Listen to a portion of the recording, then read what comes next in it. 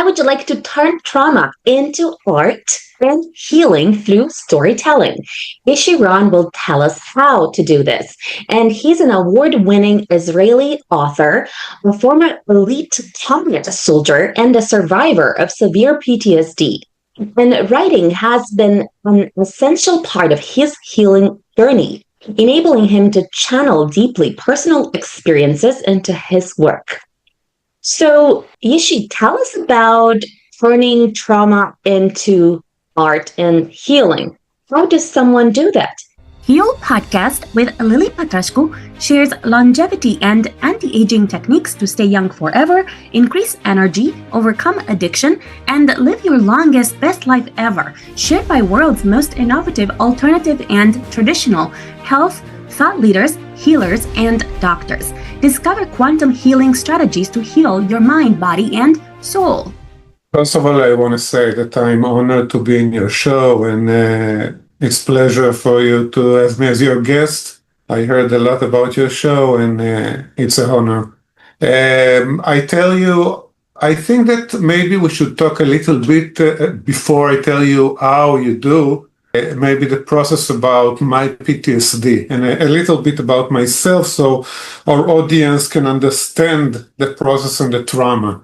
So I'm Ishi, and I was serving in an elite combat unit in Israel many years ago. You know, my white hair shows you that I'm a little older. I'm 53 years old, and during my service, I did not understand the process of PTSD, and I did not understand that the horrific things that I saw, and sometimes which I participated in, like I had an operation which I shot my friend accidentally in an operation, and I saw some really horrific things that a young boy, actually, it's soldiers are 18, 19 years old, and our soul and spirit are not really fit to observe all those stuff. And I didn't know it because, we men, we like to be strong. We think that we are like apes, just came off the tree and no one can hurt us. But the fact is that some of us are very sensitive, even if we are ashamed to admit it. So I passed my service trying to be as strong as I can, and I didn't understand that I'm injured psychologically. And after my service, I started to medicate myself using drugs and alcohol. Like, it's something that happens a lot with veterans. You have the same phenomenon in the US. It's very common for veterans to take their own lives and to be homeless and to use drugs and alcohol because we are ashamed of having this injury, this mental illness. And we cannot admit it to ourselves. And if we don't admit it to ourselves, then we cannot take care of ourselves. And a lot of us are suffering from manifestations that are very, very hard. And usually they try to medicate themselves with drugs and alcohol. So this was the basic journey which I had. And only many years after my service, when drugs and alcohol already did not influence me anymore in suppressing my feeling, then the PTSD erupted. And, when it erupts many years later, it's usually more severe. So I really got dismembered to a million pieces. I didn't sleep. I didn't eat. I was depressed. I had anxieties and panic attacks, and all the manifestations of PTSD, which many veterans have.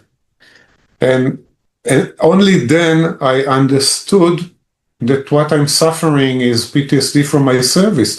And only then I started to medicate, to go to psychiatric medication and psychology treatment using the Ministry of Defense in Israel to support me.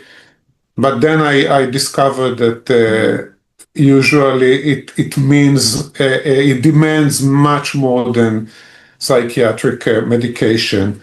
And Lily, if you have anything to, I want you to, if you have something to stop me asking or have a discussion, so feel free. I don't want to take, to make it only me speaking. So feel free if you have any questions. Thank you. So tell me about why some veterans turn homeless or simply cannot recover from PTSD, and others become millionaires or become successful, get married or in living happy lives. What would you say is the difference? Like, how are those veterans turning their trauma into magic, into wealth, into well-being? What are they doing to transform that? So I think, first of all, Lily, you have to remember that we are all different, okay? Human beings are very similar, but they are very different as well. So I can be very sensitive and my teammate can be less sensitive, and the things that he sees or done or moral things that he will have to do will not injure him, okay? But some others are very sensitive, and same with the supporting you get. Some people are coming from broken families and they do not have the support which I fortunately had. I got married to an amazing woman, and I have 3 amazing boys, and my family supported me. So when I feel hugged and loved, it's a lot of it gives you a reason to want to get better. Okay, and when I was broken, I was in a really bad shape. My psychiatrist and my psychologist, they understood that I'm a writer. We discussed it, and they said, "Listen, Ishi, you have to take your experiences and put them to writing, because if you have a strong a talent or a mission in life, you can use it in order to overcome your disability, and you can use it to overcome success." And I, not only that I took my writing and put it into my healing process, and we will talk about it in a minute, I also took my PTSD as a mission to shade a light on this issue. And then I can be interviewed and to podcast and to newspaper and shed some light on how easy to be PTSD veteran, and about this global thing. Lily, we see those weak links in society. We stop our cars in the stoplight and someone comes to us, ask for money, and we see prostitutes on the street, and we see beggars, and all of those weak people, they haven't had a dream of becoming a beggar or becoming a prostitute. They carry a trauma. Some it's a PTSD from, like veterans like me, and sometimes it's because they came from a broken home, or because they were beaten or assaulted sexually, and it's all comes from the same place. And this, if they couldn't treat themselves correctly, they became those transparent people on the street and in society.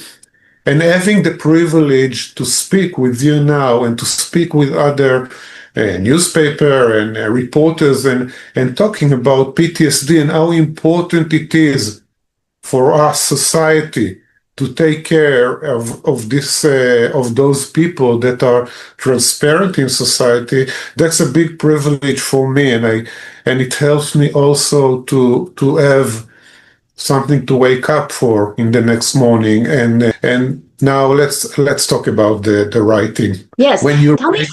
Tell me first, What is a good way for someone to transmute their pain into power, or to transmute their pain into healing and art and creativity and love and abundance and wealth?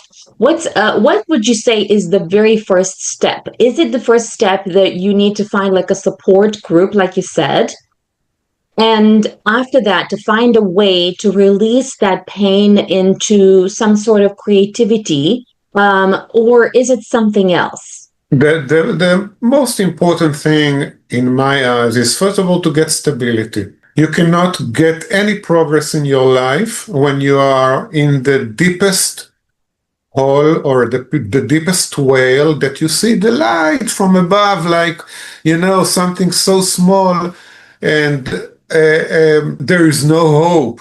If you are so far away from redemption, there is no hope. So first of all, you have to reach out your hand and ask for help. Help is stability. Help is first of all to get balanced. And what I think is I think there's many ways that a person can get balance, but if he's in a very, very severe PTSD or mental situation, I think the first step is getting treated by medication and by psychology treatment. And later, when you are a little more balanced and you see that there is a hope to get out of this deep hole that you are in it, then you can start thinking about other treatments, natural treatments, and put your creativity into telling your story. And you can see it in many ways. Many veterans, which you can see if you Google it, and you can see them in Instagram, took their own injuries and put it to be influencer. There's some big influencer in the US which are PTSD veterans, and they took their own stories and find a very creative way to tell the story, to make other people grow out of their experience, and to help society. So I think if one is like me, is talented in telling story, it was for me easier to write books because I was an author, even though I was PTSD, and before I collapsed totally, I wrote novels and I knew how to do it and I enjoyed doing it. So for me, when you're PTSD, by the way, it is very hard to work in the regular work. You have a very difficult day routine that you can go to a regular work, a regular job, and do it in the office or have a boss. And so I think that if you're already suffering from PTSD and other mental illnesses, you should find the way that it fit for you. PTSD people, veterans, they are very, they have short fuse, they can get very fast angry on their boss because they have a lot of anger in their system. So, instead of going to a regular work, which you will not be succeed and you will not be able to do it properly, find your way. Try to find the thing that you can do yourself. If it's art, if it's painting, if it's singing, if it's volunteering even, and then maybe you can have a successful show, like you have, and you can succeed in many, many ways. And there's many simples, but it's a long journey. Meaning it's not something. Yes, sorry. I was going to say, I went through trauma and depression myself. And what I discovered is that when I had the most pain, I found it really hard to engage in anything. And I mean, like, even the thing that I really loved doing, like swimming and dancing, the kind of activities that you would say you would normally recommend to someone to kind of come out of depression and come out of trauma and come out of feeling like there's no point to do like anything. So I'm wondering, like, what can someone do when they're in that state of replaying that story of, like I'm to blame, or like I'm so sorry I did this or I did that, or almost like to replay that story of feeling guilty, of feeling like a victim, of feeling sorry for yourself, of feeling depressed. How do you come out of that story? Because I find that, would you agree with me? Because I read yesterday an article about how hundreds of veterans, suicide or they're homeless. And I'm wondering whether it's actually because it's not because they don't have money, they don't have actually access to money, but they go there because they keep replaying that story in their head of feeling guilty and feeling sorry for themselves, and they're unable to get the support that is available because they're just not willing, they're not open to it. And I agree with you. I mean, that's why I say that, you were saying that when you had this trauma and you was depressed, you couldn't go dancing and singing and having fun like you are used to. And of course you cannot. If you are depressed, you want to be in bed. You don't want to go out of the house. That's why I think the first thing, like I told you before, is balance.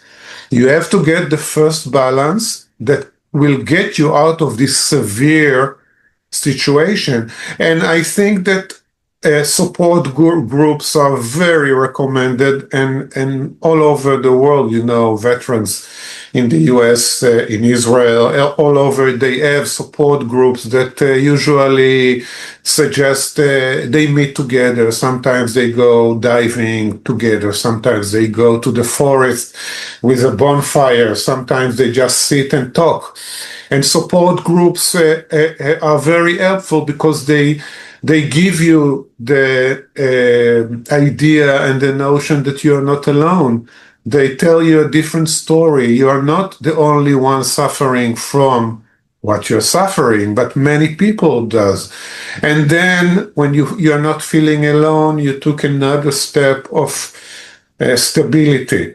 Okay. And by the way, I must tell you that even after years of suffering, and even when I have a successful business today, and I have a family and my wife, which I love more than anything, and that I am a successful author, I still have lots of days which I'm suffering, which I have anxieties, which I have panic attacks, and I always continue to look for the where the journey will take me, and being successful is not eliminating all the bad feelings that you have, or all the PTSD, or the depression, or the trauma you suffer. It can, of course, give you more means, more help, more money, to try more stuff. And I really think that being in a PTSD is a journey, like any other journey, and you will have up and downs. But if you decide to beat the disease or to beat this injury, then it's a lot. It's a big progress. But because then you will know that you have some bad days and some better days, and you know what to deal with because you know the trauma for so many years. And you were asking, Lily, why some people succeed, or some people survive, let's say, and some, like my protagonist in my book, Geller, which finds himself after he returned from Gaza, collapse, just like I was, and he used drugs and he used alcohol, and he becomes a drug addict, and he loses everything in life, and he lives in the street in a dump, and his daily routine is very basic, begging for money, shooting heroin, and trying to bend the spoon with the power of his mind. I had to give him some kind of a hope for redemption because, he's in such a low place, like I was in such a low place, that he needs a hope. And his hope was that he will be able to bend the spoon like the mentalist Uri Geller. I don't know how old are you, Lily, but there was in the 70s and in the 80s the first mentalist, a magician, which he claims is not a magician. He claims he has a real superpower. His name was Uri Geller, and he was a worldwide. He is very famous even today. The young people does not know him, but people my age, he was like a small hero to us. He used to stop watches by the power of his mind, to bend spoons. So I gave my protagonist this hope that if he will be able to bend the spoon like Uri Geller, he will be able to get out of his low situation. And this is in my book, Dog. And of course, he cannot really do it, because there aren't magic potions and there aren't really a magic solution. We have to work very hard in order to achieve what we want to achieve. And also, we have to work very hard to get to heal ourselves. Okay, this is why I always say it's a journey, and our journey takes us to deep places and also for eyes. To when we achieve stuff, we suddenly feel a little better. So I wrote Dog, my book, and it's not a true story, but I say it's emotionally, it's a true story because my protagonist emotionally was following exactly the path that I went through. It's more dramatic, it's more extreme. I used lighter drugs, and didn't become homeless, but of course, I wanted the book to be also a literature out of work, and I wanted people to enjoy and to read a book that they can't put out of their hands. So, of course, I made it more extreme, but it's the same that happened to many, many veterans in reality. They do find themselves a drug addict, and they do find themselves on the street of our big cities because they have a lot of anger. And think about it, not only veterans, also people that were sexually assaulted. Usually they have a lot of anger. Sometimes the anger they feel toward their assaulter, the one that assaulted them, or to the people that drafted them to the army, they put those emotions against themselves, and they have a very big self-destruct feeling, and then instead of trying to look for help, they are putting this feeling into distracted themselves and finding themselves in very low places in life and damaging their own life. Thank you. I was reading yesterday that veterans and people who replay trauma are 68% less likely to recover than those who don't. So what I mean by that is it was saying in that article that people who replay their experience, their trauma, by writing a book or by doing a speech about that, recover a lot less slowly than people who just almost like pretend whatever happened, their trauma and so on, didn't happen, and they just move on and create a brand new life from scratch. And I'm wondering, like, how do you feel about that? Do you feel that every time you replay those memories, every time you perhaps read your book again, every time you talk about a bad experience, do you feel triggered by those emotions? And does that same kind of like anger come back? And from that perspective, do you feel that it is a good idea to kind of go back to those negative emotions, to the anger that you used to feel, to the guilt, perhaps, all the other negative emotions that you felt? Or do you feel that you've found a different way of coping by creating a different possibility for yourself. And tell us about that. Like, tell us more about your personal healing journey and how did that go in terms of healing yourself with art and healing through your book, Dog. So, first of all, it's ignoring is always the worst thing. Ignoring any problem is the worst thing. You know, you can have a financial problem. If you will ignore it, it will be bigger.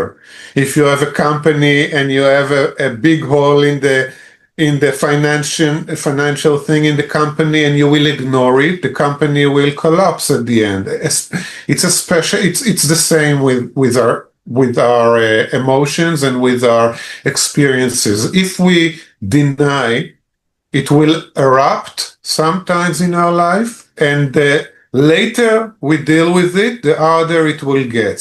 So that's why today, usually, all psychologists say that treating veterans with PTSD as soon as as they feel it, it's the best. Meaning, if they will talk about those experiences very near when it happened, the chances for them to heal or not to suffer is higher. And if years pass by and they suppress it and they need drugs and alcohol and other ways of suppressing it, at the end it will erupt. And when a volcano erupts, it destroys everything around it. And this is what happens. So for me, I can tell you that I suppressed it many years. And for me, when my volcano erupted, it was very aggressive. It was very severe. And the way I treated it is, first of all, in taking care of myself, trying to redeem my balance immediately with medication. But later I understood that telling my story, at first, I told my story many times to my psychologist, in every direction, in every angle of the story, each and every person I saw dead, or I shot, or I saw burning, or every severe situation I've been during the army, I talked about it. I talked about it from every direction because I believed that only admitting all those stuff to myself and putting them on the table in front of me, it's the only way that, first of all, I can get some of it out of my system. Okay? You know, they say that people that if that we cannot lie for a long time to someone. At the end, your feelings would erupt and you will have to tell that, oh, I have this romance with another woman, or I've done this, or it's all come from the same place. Our subconscious cannot deal with a lot of things, and it needs to take them out. Okay, the sun is healing. The sun is taking out stuff out to the sun, make them better. And when I started to tell my stories, of course, I have sometimes when I have an author event or when I talk about my experiences, I am triggered and I have anxiety, but I learned how to control it. And sometimes I take a pill before, and sometimes I'm trying to understand the whole picture, not only the trigger. And because I'm in a dialogue and answering question, my brain is working in other places, not only in the trigger. So you are triggered. When you are PTSD, you will always be triggered. You can never heal completely. That's my feeling. But you can get better, and you can get better and better. And, someday you will find yourself dealing with the situation and not surviving it and not, suffering so much from all this manifestation. So, of course, I think that writing Dog and getting all the feedback from readers helped me a lot. I think this is one of the most important things for PTSD, for veterans, when they feel they can help others. You see it also with sexual attack in women or in men also, when people come out and tell the story, and then they feel that they are helping others, and sometimes they volunteer in those organizations to help others that suffer sexual attack, because they feel those giving from us to other make us stronger. So when we tell our story, not only it helps us hearing ourselves what happened, and to understand that it's not our fault, things that happen to us sometimes happen to us. It's not because we did it. It's because we were in this place, or because other people done some stuff to us, and it's not our fault. If we be more forgiving to ourselves by hearing our voice and reading our book and looking at our stories or at our music or at our paintings, for instance, then we will be more forgiven to ourselves, and we can help this healing process. Thank you. Tell me about how someone who has suffered continuous ongoing trauma, whether we're talking about a veteran, whether it's a normal person. Because, for example, in my case, I was beaten by my grandma from the age of 4 until about 18 years old. Every time I was visiting her for, I would say, roughly 3 months during the summer. And she used to also like verbally abuse me. She would say that I'm stupid, ugly, and fat. And I remember that, having grown up with this kind of like parenting, if you can call it, it was hard for me to kind of listen to someone saying, "Oh, you did wonderful." Because when I moved from Romania to London, I started working as a nanny, as an au pair, and people were saying, "Wow, you're doing excellent work," and tears would stream down my eyes. Because yes, of course, it felt great, but it was like so hard to accept that this was my reality. So I'm wondering, like, how does someone who has suffered from a repeated abuse, repeated trauma, and even, as a veteran, I guess, excruciating circumstances and seeing friends die in front of you and of horrific injuries, or having friends perhaps survive with an amputated leg or some other horrific injuries. How does someone start accepting the good in their life after a terrible situation like this? You have to accept it because, first of all, you have no choice. Basically, you have no choice. This is your living. And if you feel you have no choice, and if you feel that there's no way out, then that's what happened to many veterans that take their own lives, because they feel they have no hope.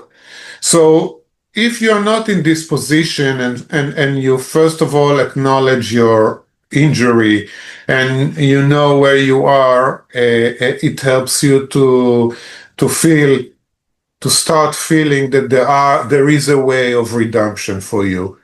And I think that what you were suffering as a little girl influenced you for so many years. It was very hard for you to get out of this situation, but success gave you the small steps that you needed to get out of this position.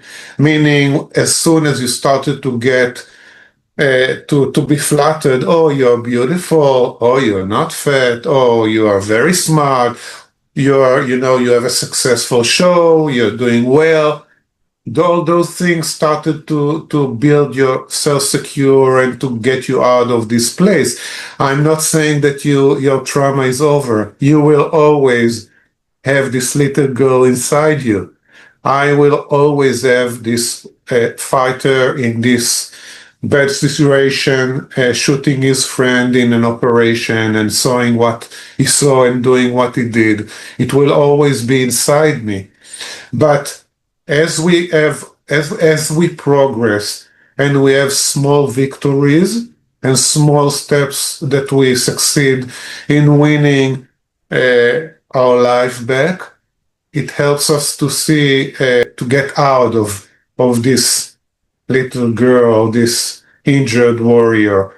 So of course, I think that we must. I mean, not everybody can, and we know how difficult it is. But if we have a supporting system, if we have a supporting groups, if we have supporting family, let's use it.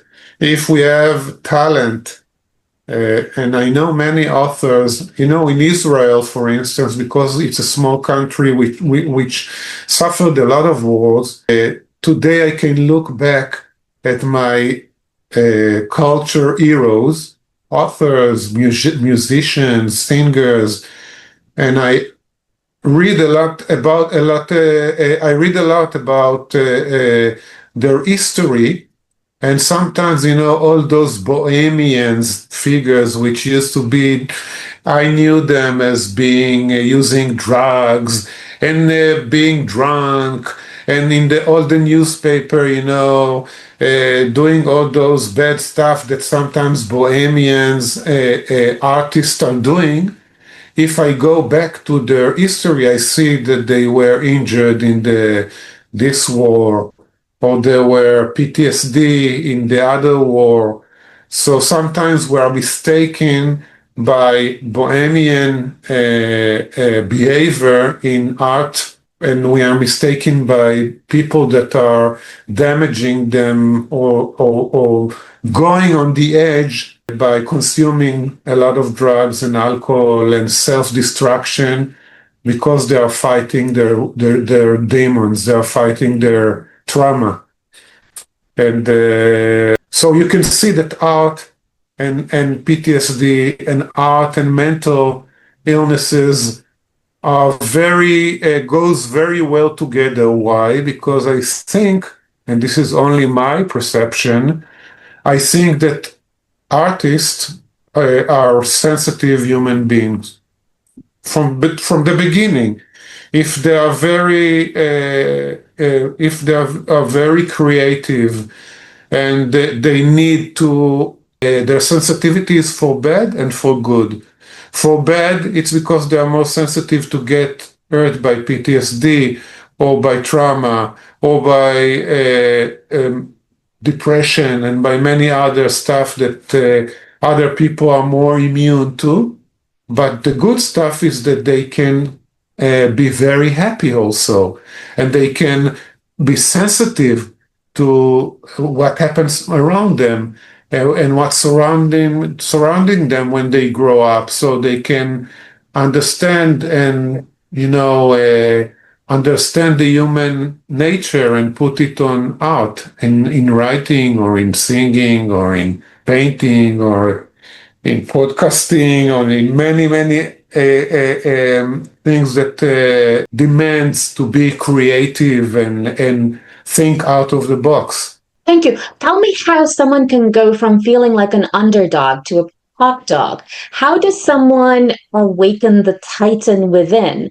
Because I find that sometimes, that journey from depression to like feeling incredibly empowered starts with a catalytic moment. And it's sometimes it's a series of different things, but sometimes it could be just a tiny conversation with your friend. It could be like someone calling out of the blue and saying, "You matter from me. Like, I can't wait to see you again." And I'm wondering, how does someone do that by reading your book, Dog?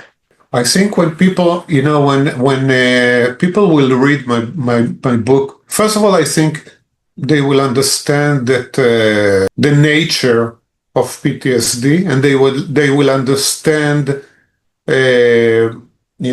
Dog as three protagonists. One is Geller, which is the fighter that is going through the PTSD and find himself homeless.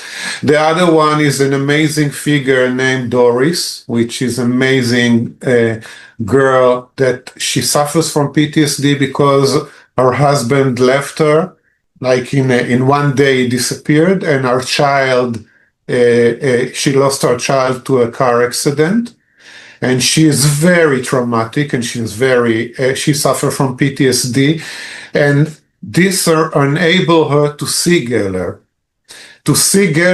as a human being, and not only as, she meets him in the street, and she helps him in this situation, in some kind of a situation, which we will not tell the whole story, but she sees him as a human being and not only as a drug addict, because she herself comes from a traumatic background.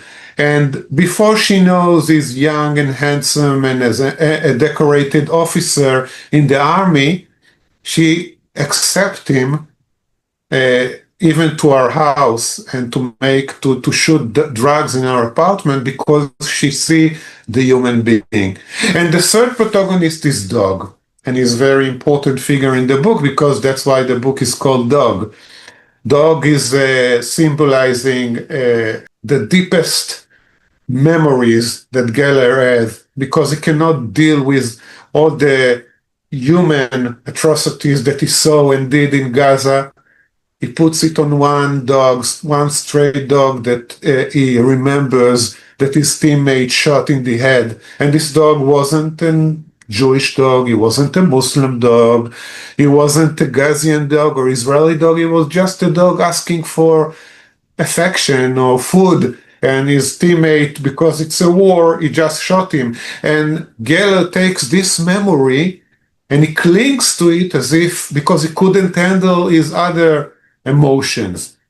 But Dog is also the dog that finds Geller in this dump in Tel Aviv. And this dog is also suffering from PTSD. He has a background in a family that left him alone, and he finds himself in the street trying to survive, and he finds Geller. And this triangular of those three protagonists, this is what makes the plot move forward, and this is what gives the reader, I believe, the understanding of PTSD and the hope for redemption. They understand that even from the deepest place you can find yourself, there is a hope and there is a redemption. And another thing, you asked me what I want my readers to feel and to understand when they read Dog, is this important, very important thing to see our neighbors, to see these weak links in society, to see the people that need help and maybe to lend them a hand, and maybe to call welfare and social security and not call the police on any drug addict we see, because those drug addicts, they haven't imagined they will be drug addict. It wasn't their dream, their childhood dream. And we have to understand that they are carrying a big trauma. And no matter if it's a veteran or if it's a sexual attack or if it's someone who lost all their money and suddenly was fired from a very, amazing job, and he find himself suddenly with no money and no income. All of those people go through a gigantic trauma, and this trauma is what put them in those very low places in their life. So I want my readers, when they read Dog, I want them to understand it. And not only on themselves, but also on the people they meet in the street, those transparent people, and to lend them a hand sometimes, and to give them a word, or to ask, how are you today? Or have a good morning, and give them some money, and to understand they are not dirt, and they are not garbage, and they are not criminals. They are weak people that needs our help a lot of the time. And this is something I want my readers to understand also. Thank you. Tell us where entrepreneurs can connect with you. Yeah, they can. I hope you will put it also in your podcast. They can Google Yishay Ishi Ron. They can Google Ishi Ron dog. They can just go to my website, which is it's yishayishiron.com, and they can have all my handles in social media. They can follow me. I try to create a lot of content that helps PTSD, but not only. I put contents that help authors, and that they can also see sometimes my business if they want, and see that I have an international company. So I think that people, if they visit me and follow me, and if they buy dog, they can have even unconscious tools that will help them to have a progress in their life, to maybe perceive their own dream. And every dream starts from a small idea. And it doesn't matter if it's in business, or if it's in art, or if it's in politics, everywhere. You have to start small. Almost no one starts as a Cinderella, case that wins everything one night. Those things, the one that win the lotteries are the very, very, very, very small fracture of percentages. All of us have to work very hard to achieve what we want, but I think that if we work hard, we can enjoy the journey and enjoy the way. And, I also say that not all of us should be the most successful. It's enough that we do things we enjoy, and that we have our balance and have our mental wellness. And I think love is more important than anything. So if you can find a good partner in life, it's half the way, I think. Thank you. Follow me for more interviews with world's most innovative health changemakers to live your healthiest life ever.